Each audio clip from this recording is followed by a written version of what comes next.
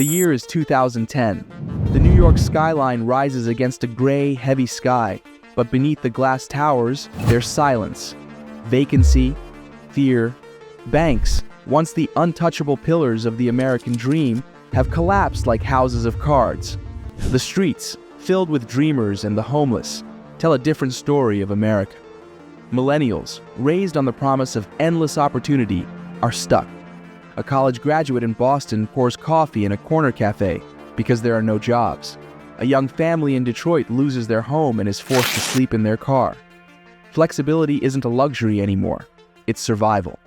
Freelancing, startups, remote work, these aren't choices born from freedom, but from necessity. Meanwhile, thousands of miles away in Silicon Valley, techno-optimism is in overdrive. Move fast and break things isn't a joke anymore, it's the new religion. Between the ruins of the old system and the wild promises of the tech world, something new begins to stir. A longing for connection, for meaning, for a place to start again. And right there, caught between dream and despair, WeWork takes its first breath. In this documentary, we take you deep inside the rise, the promise, and the painful collapse of WeWork, and the brutal truths hidden behind the applause. Two men, Adam Neumann and Miguel McKelvey, grew up in worlds that taught them to dream big. Adam, born in Israel, spent his childhood on a kibbutz, where community and collaboration were sacred values.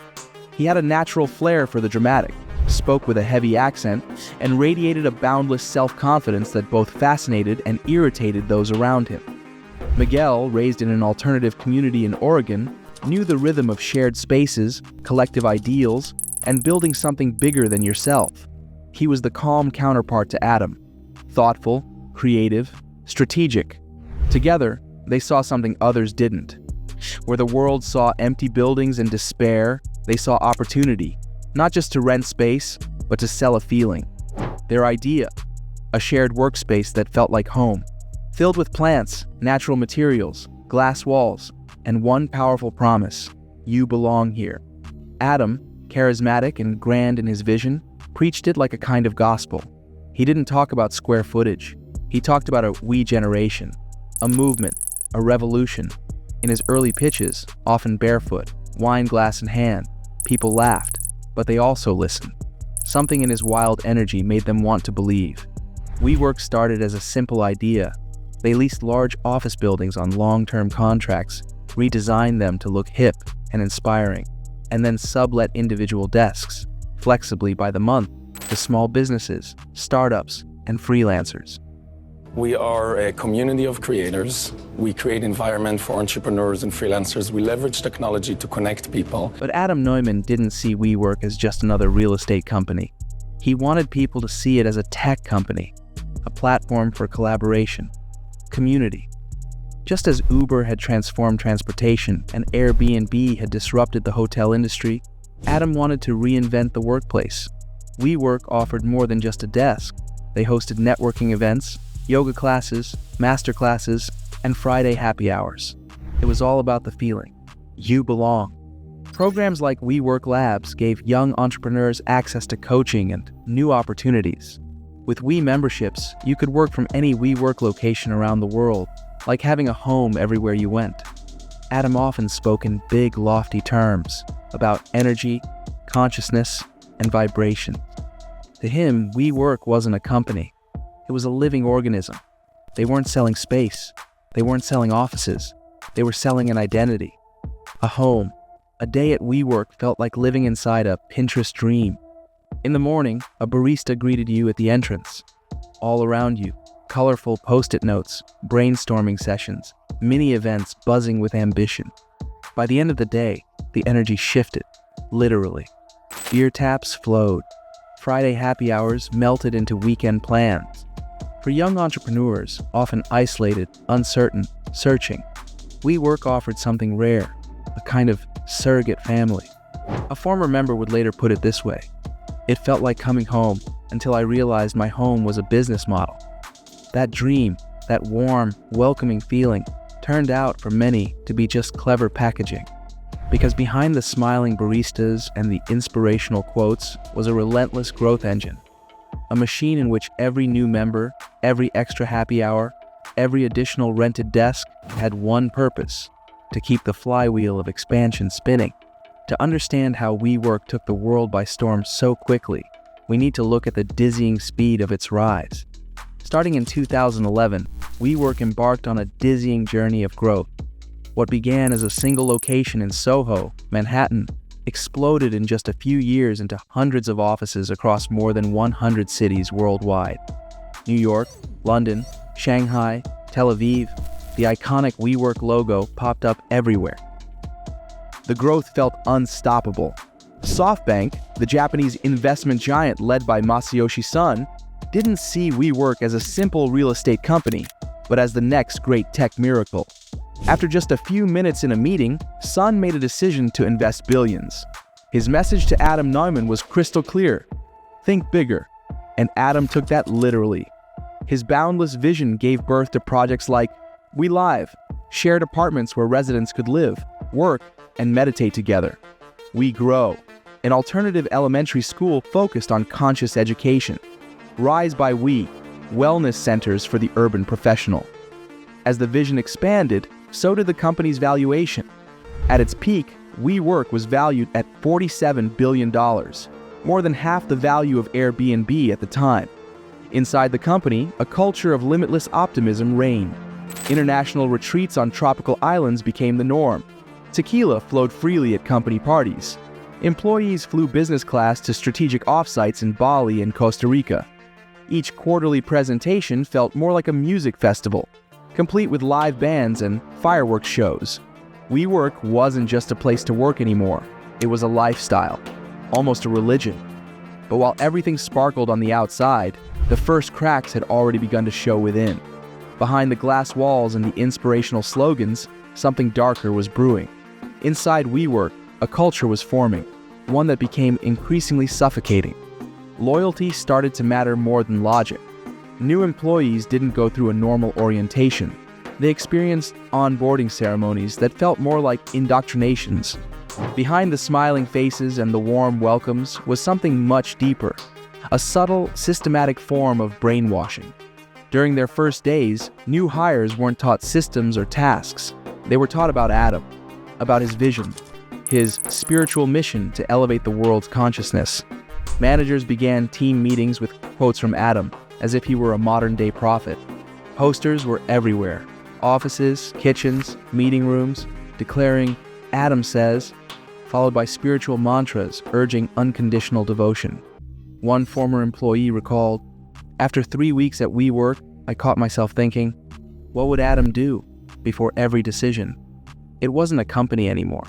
It was a belief system. Asking critical questions was seen as betrayal. Slogans hung like commandments.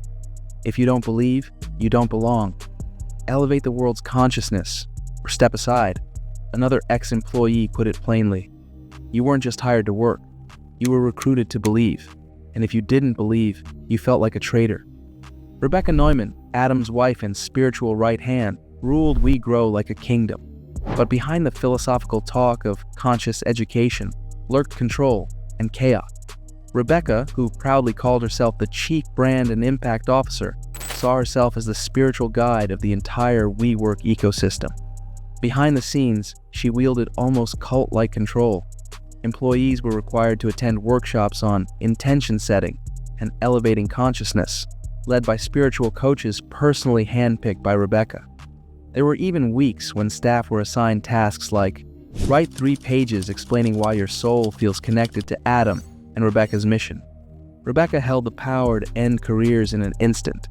She once fired a senior executive simply because on a Wednesday morning, his energy didn't feel high enough. One former employee recalled, "It felt like we were working under hypnosis. When Rebecca walked into a room, everyone literally held their breath. One wrong vibration, and you were gone." Meanwhile, the atmosphere inside WeWork became a bizarre mix of burnout and euphoria. Beer taps were always flowing, but no one dared leave early. Slack channels were closely monitored. If you didn't respond fast enough after hours, you stood out.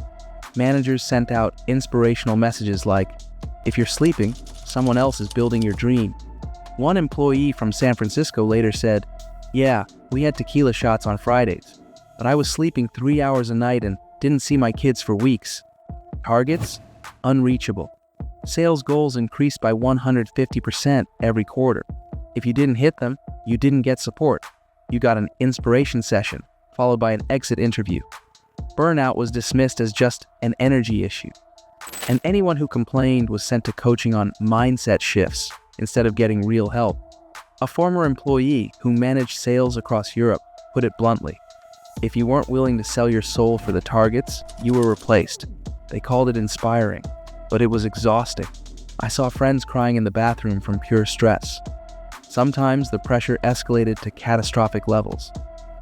In 2018, a young marketing employee who had barely taken a single day off since onboarding jumped in front of a subway train in New York. His friends described him as burned to ash. Inside the company, it was barely mentioned. His death was quietly dismissed as a personal incident, not a symptom of the system. The silence spoke volumes. By 2019, as WeWork prepared for its long-awaited IPO, the truth finally had to come out. And that truth was devastating. Filings revealed that in 2018 alone, WeWork had burned through $1.9 billion in losses in a single year. Revenues had never kept pace with the company's explosive spending.